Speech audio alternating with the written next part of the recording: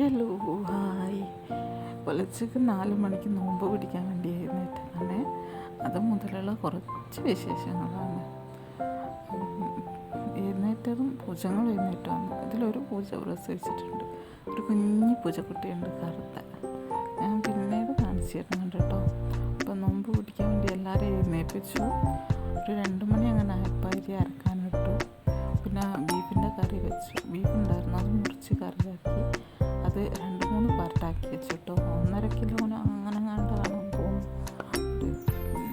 2-3 പാർട്ടാക്കി വെച്ചു. 3 മാസം കറി അങ്ങനെ പാർട്ടാക്കി വെച്ചു.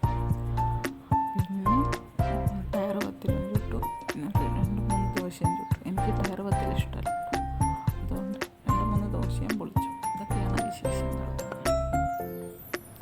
ടയർ പത്തിൽ 30 ദിവസവും ചിലപ്പോൾ. അങ്ങനെയൊക്കെയാണ് വിശേഷങ്ങൾ. ഇതൊക്കെയാണ്. ഇഷ്ടപ്പെട്ട സബ്സ്ക്രൈബ് ചെയ്യണേ, മറക്കല്ലേ.